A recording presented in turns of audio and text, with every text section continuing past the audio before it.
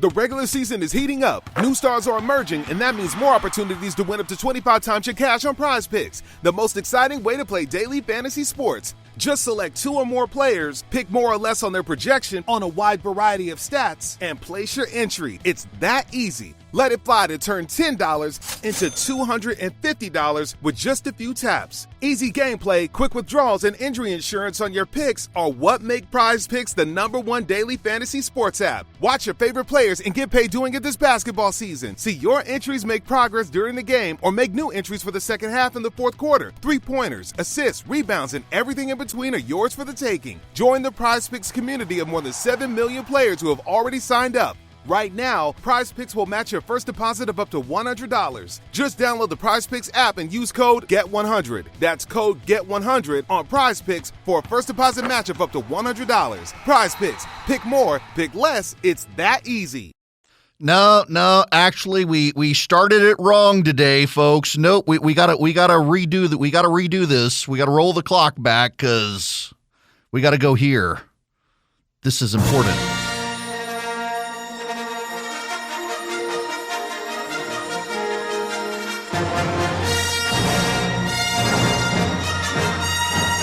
It's May 4th, y'all. May the 4th be with you. It's Star Wars Day across the world. Yes, very important. Such a good piece of music.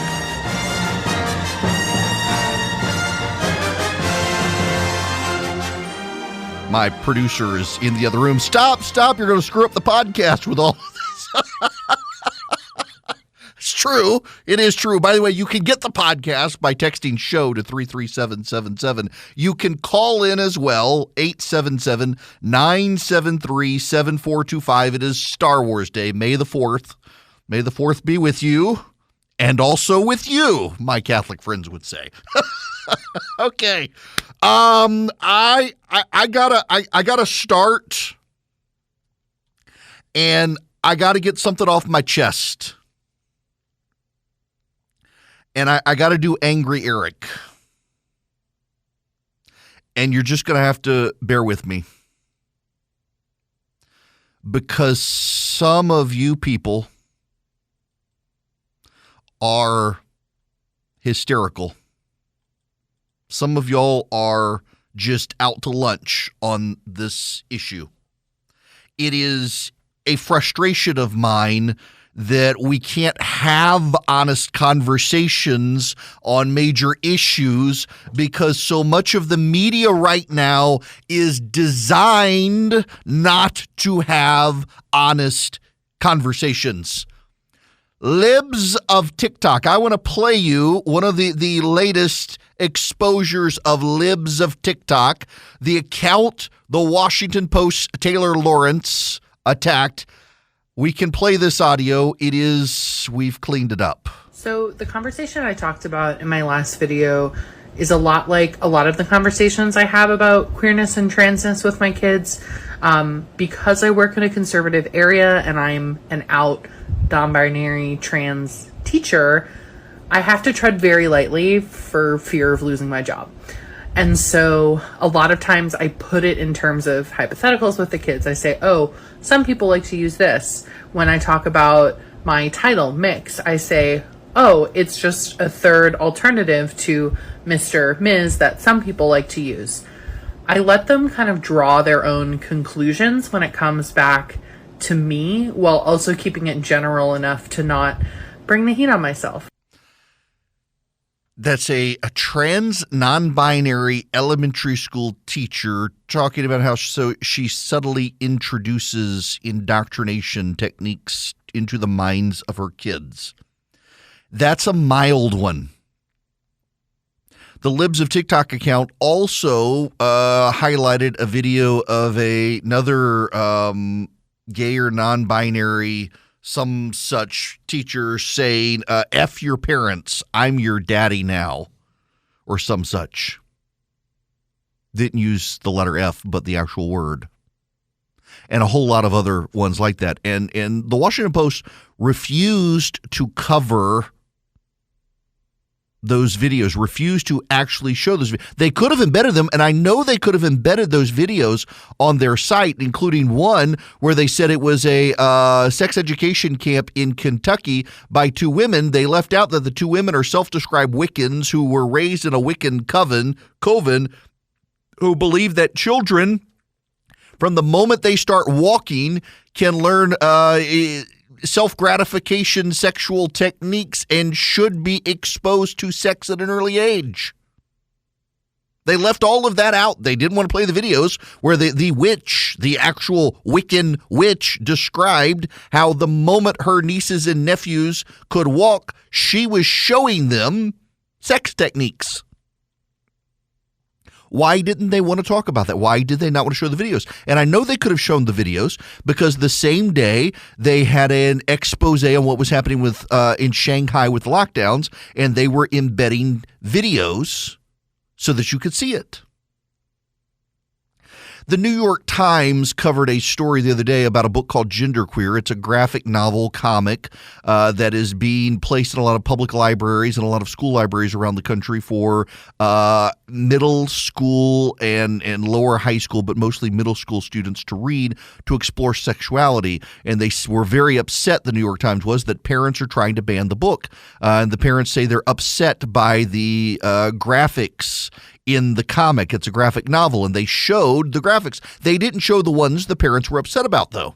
They showed others and suggested it was these mundane pictures describing what it means to be transgender or non-binary that the parents were upset about. No, the parents were upset about the very explicit, graphically drawn pictures of kids having sex. Explicit. They didn't want to tell you about that. In the same way with abortion, you will note that no one on television is talking about the constitutional jurisprudence of Roe versus Wade. They're talking about abortion and what a great social good it is. They have descended into hysteria on this issue. Listen to NBC's Yamiche Alcindor.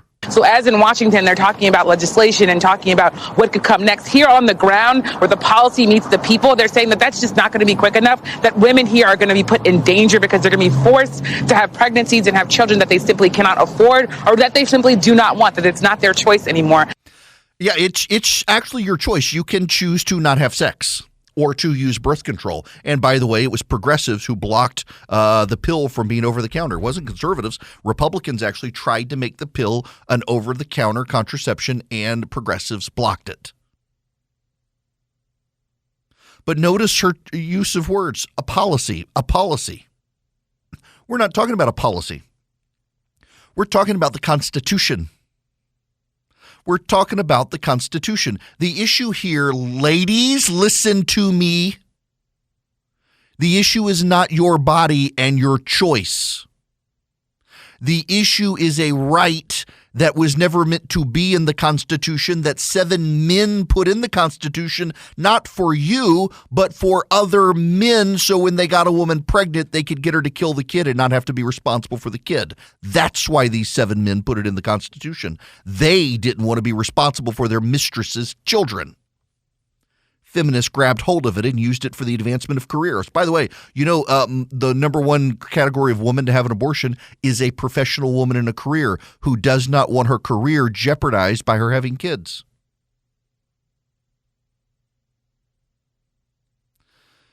So listen to me here. This was never about you. It was never about your right to murder your child. It was never about the right to crack open a skull and vacuum out brains. It was never about any of that. It was about putting something into the Constitution that is not there. You cannot find it. You can read the Constitution and find the right to keep and bear arms. You can read the Constitution and find the right to worship. You can read the Constitution and find the right to privacy to a degree. You can read the Constitution, find your right to a lawyer. You can read the Constitution and find your right not to have soldiers put in your house. You can read the Constitution and find your right to speech. You can read the Constitution and find your right to assembly. You can read the Constitution and find all sorts of rights. You cannot read the Constitution and find the right to an abortion, to killing kids. In fact, the way it came about is in the 1960s, Congress gave a right to privacy through Griswold versus Connecticut. That right to privacy extended to the privacy of people to use birth control in their homes. That privacy right was derived from the Fourth Amendment's prohibition on unreasonable search and seizure. And then in 1973, the Supreme Court based, you should note, on false science and a lot of lies in a misconstrued story where a woman named Norma McCovey was paid to advance the case. To try to get this, 7 members of the United States Supreme Court put a right to an abortion in and said, hey, you know, we've got this right to privacy that we've derived from the Fourth Amendment. Let's add the Ninth Amendment, the penumbras that the Constitution has other rights, and the 14th Amendment, and we will find a right to an abortion. What the Dobbs case does is say that was wrong. This was never about a constitutional right. To derive a constitutional right from the Ninth Amendment and the Fourth Amendment combined, you have to show historic precedent. That's always been the case. To this day, that's the standard the Supreme Court uses. The only time the Supreme Court has rejected that standard was for the abortion right. There is no history. In fact, up until the 1970s, every state banned abortion. In fact, you go back to the common law, and the common law banned abortion. You go back to the Revolution when the Constitution was written, abortion was not allowed. There's no history for it. And so what happened? This is the really important part here that you must understand. What happened? For 45 years, pro-lifers have said this was wrong, led by the Catholic bishops. Billy Graham and the Protestants were okay with abortion at first. It was the Catholic bishops who turned them on to the fact that, hey, you know, the Bible says that at conception, the Spirit indwelled in Mary. If that means that Jesus was conceived at birth, you could abort Jesus at conception. Life begins at conception. It's religious. It's also biological. Life does begin at conception. There's really not a biological dispute. This tells you how much the abortion politics of the day have perverted basic science, because whether you call it a viable life or not, life does begin at conception. The divisions of the cells begin at conception. It's how much abortion has polluted our science, our talking, our decisions. But there's more. For 45 years, the pro-life movement has played by the rules. The pro-life movement allied with the Republican Party. And the pro-life movement became the dominant force in the Republican Party. And the pro-life movement started getting pro-lifers elected in the Republican Party at the state level and at the federal level. They got pro-lifers elected to Congress. They got pro-lifers in the Senate. They got pro-lifers in the presidency. And they started encouraging those presidents, pro-life presidents, and those pro-life senates to start putting pro-lifers on the federal bench. And when vacancies open on the Supreme Court, they begin elevating pro-lifers to the Supreme Court. The Chief Justice of the United States Supreme Court, his wife was an anti-abortion activist for decades until he got on the Supreme Court. Did you know that? Yes, Mrs. Roberts ran Feminists for Life, a feminist group dedicated to the right to life, until he got on the Supreme Court. She stepped aside. They've been advancing conservative pro-lifers to the court through the process. They have played by the rules. Even blocking the Merrick Garland consideration was by the rules. There's no right to a Senate hearing for a nominee in the Senate precedents or rules. In fact, the Senate has in the past refused to have hearings on presidential nominees. They played by the rules. They played by the rules, and they got conservative pro-lifers on the Supreme Court. They got conservative pro-lifers in state legislatures to change state laws. They played by the rules. You know who didn't play by the rules? The left. They were so worried about the advance of the pro-life movement, they got Harry Reid to unilaterally change the rules of the Senate without a vote in the Senate. They overruled the Senate parliamentarian, and they got rid of the filibuster for judicial nominees. Ironically, had Harry Reid not done that, had Harry Reid not scrapped the judicial filibuster, you would not have a pro-life Supreme Court getting rid of Roe v. Wade.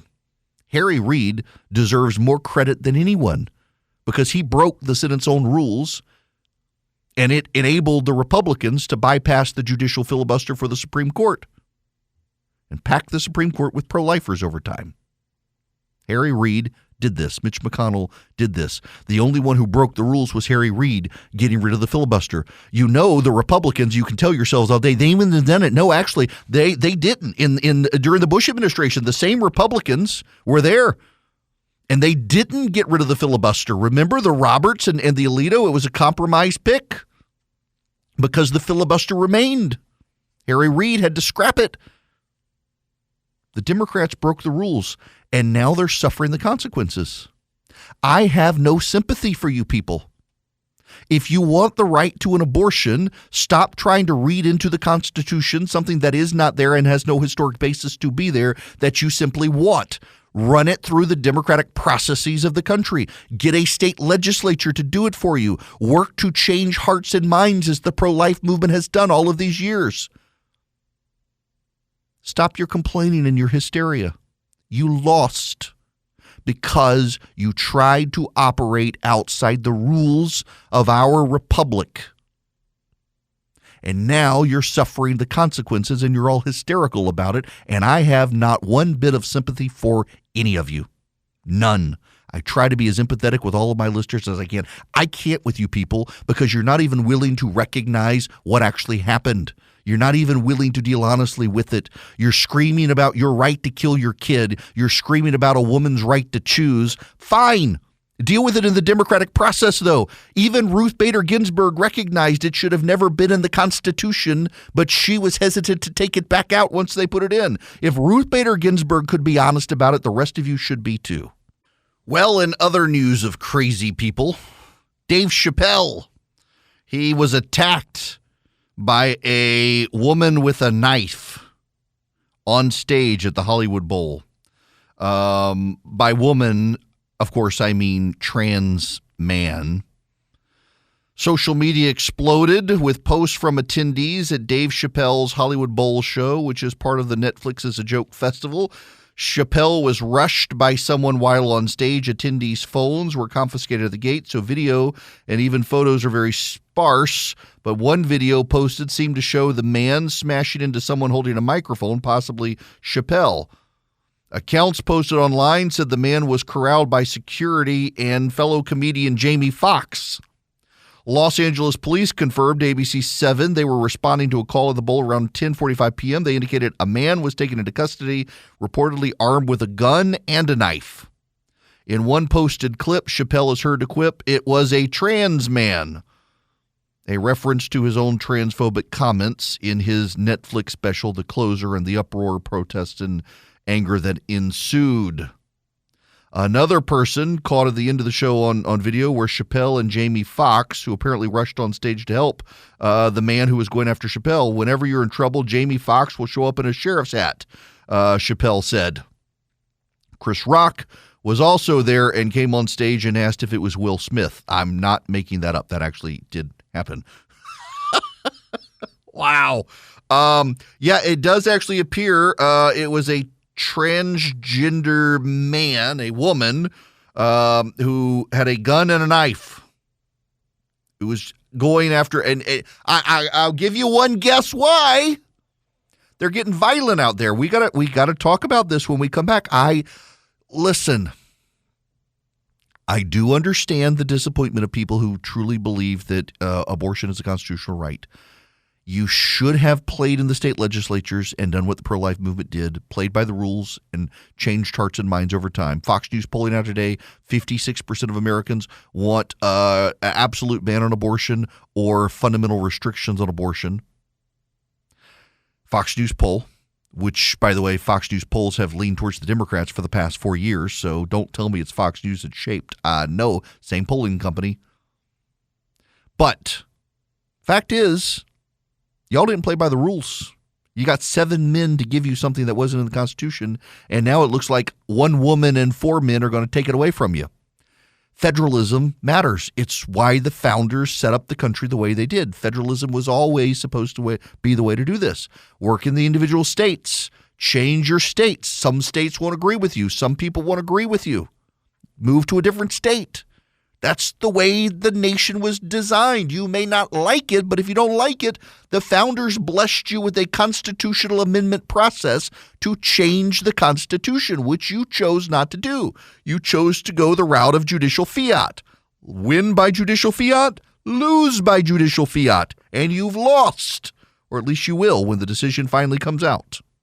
The Supreme Court has let it be known in the last 5 minutes that when the Dobbs decision comes down, in one of the footnotes, they will also require vegans to eat beef 3 days a week. So just be prepared. I don't know if we should be forcing people to do that when they don't want tasty cows. That deprives them for us. But nonetheless, just so you know, to the phones we go. Vanessa, I'm going to go to you first today. Well, Vanessa hung up right as I was clicking on her message, but that's okay.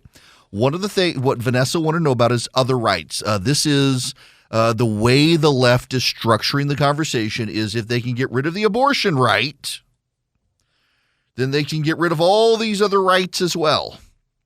That's going to be their claim, that they're going to get rid of all of these other rights in the Constitution. One of the things they said yesterday, Eric Swalwell from California said they will get rid of the interracial marriage. No, they won't. Clarence Thomas is in an interracial marriage. That's silly talk. It's nonsensical to think that that's going to be the case. It's just not going to happen. Or gay marriage. Here's the problem with getting rid of Obergefell, the gay marriage decision. There are way more people in this country who know gay couples than know anyone who's had an abortion. There are way more people in this country who know someone who is in a gay relationship than knows anyone who's had an abortion. You're not going to get rid of the gay marriage decision. You're not.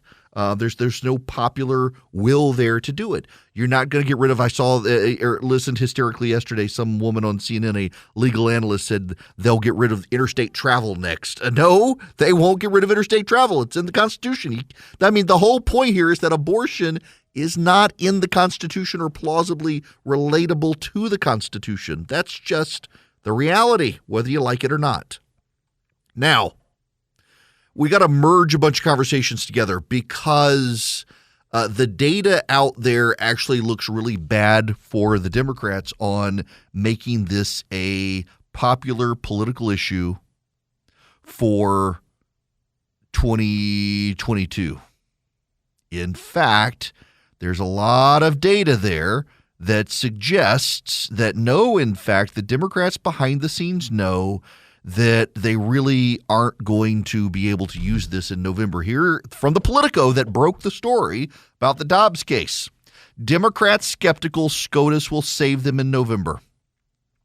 The day after Supreme Court Justice Ruth Bader Ginsburg died, Democratic donors poured more than $30 million into Democratic campaigns and groups through Act Blue, shattering its own one-day fundraising records.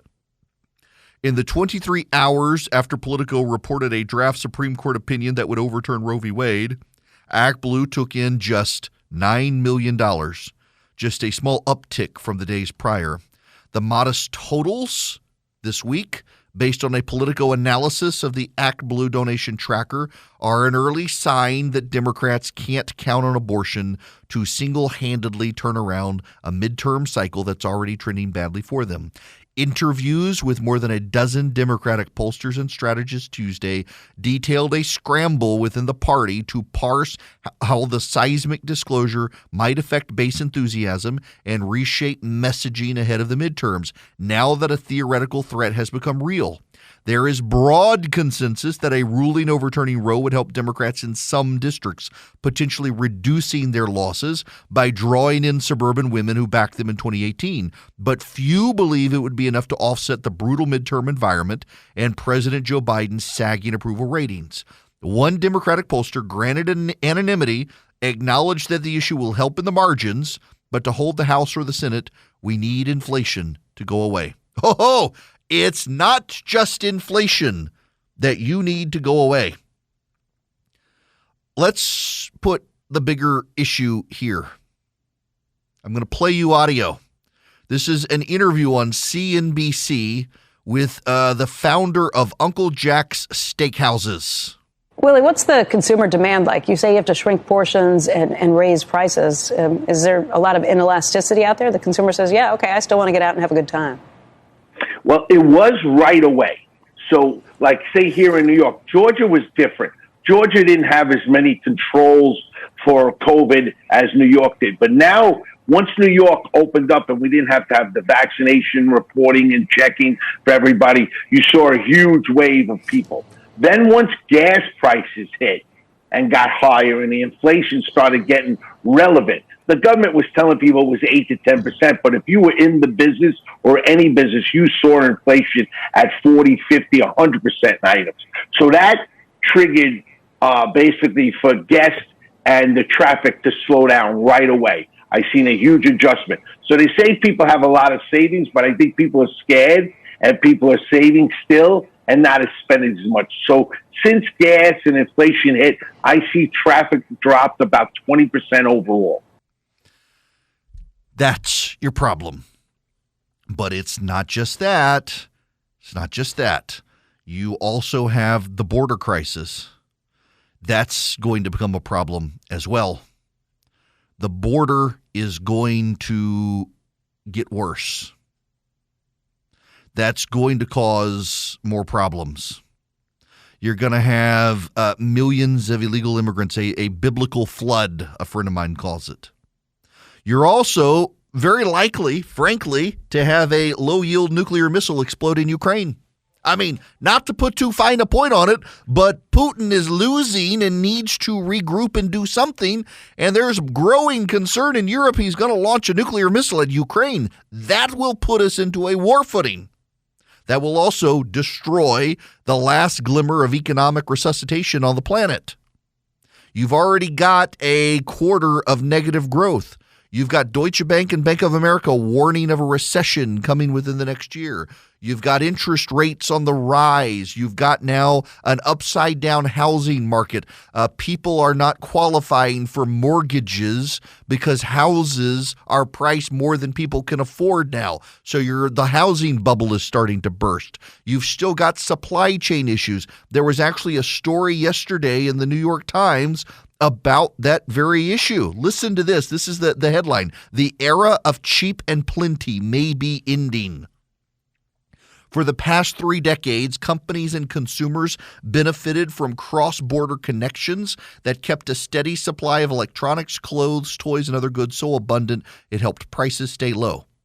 But as the pandemic and the war in Ukraine continue to weigh on trade and business ties, that period of plenty appears to be undergoing a partial reversal. Companies are rethinking where to source their products and stocking up on inventory, even if that means lower efficiencies and higher costs. If it lasts, such a shift away from fine-tuned globalization could have important implications for inflation in the world's economy. Economists are debating whether recent supply chain turmoil and geopolitical conflict will result in a reversal or reconfiguration of global production, in which factories that were sent offshore move back to the United States. That wouldn't be a bad thing, except costs will go up because of unionization and regulation in the United States. So costs will go up there. Y'all, here's the other issue. A reporter is out today noting that the YouGov Economist poll shows 56% of Americans do not favor a ban on abortion. When you look at the actual polling data from the Economist YouGov poll, 76% of Americans favor curtailing abortion rights in this country.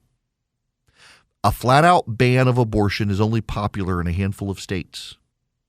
But an overwhelming number of Americans want to restrict abortion to between 6 and 15 weeks and prohibit it after 15 weeks. A majority of Americans support a ban on abortion after 15 weeks, which is what the Mississippi law did. The Democrats are in a bubble with the media. They're in a bubble that has convinced them that their issues are the right issues. Their issues are the major issues. Their issues are the ones that will guide them. But here's the problem. Very few people know anyone who had an abortion, and everyone knows someone struggling in the economy. Here's my friend Gloria Borger on CNN. And I think we can also say, and looking at the political situation we are in, the economy is very, very difficult for him right now.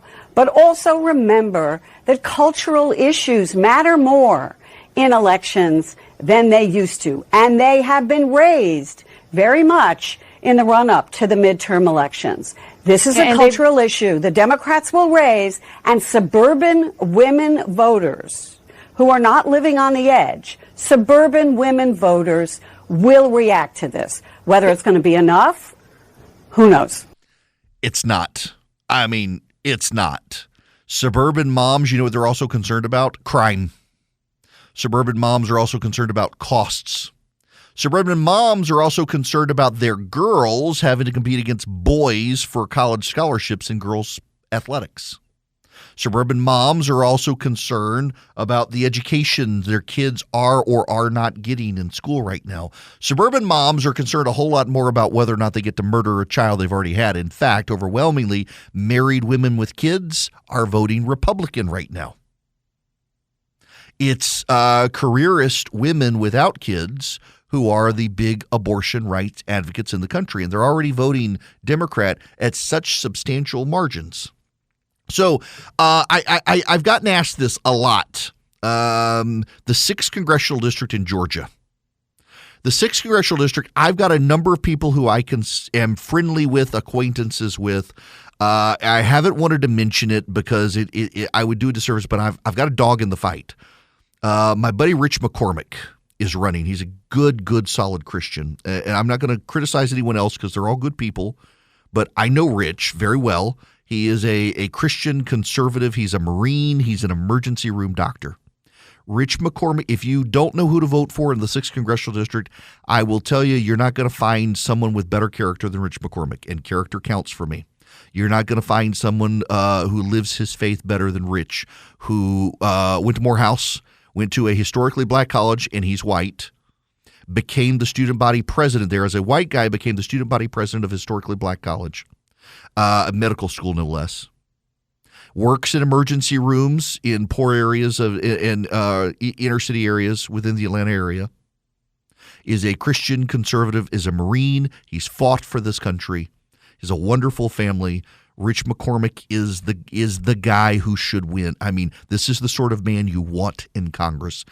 He's not from a political family. He has not been in politics. He is a man who has served the country in the military and serves the poor in emergency rooms settings, gives a lot of his time helping the poor. I love Rich McCormick.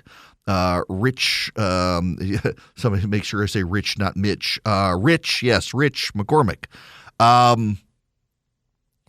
Listen, I'm very biased, but I bring him up because I bring up the 6th Congressional District.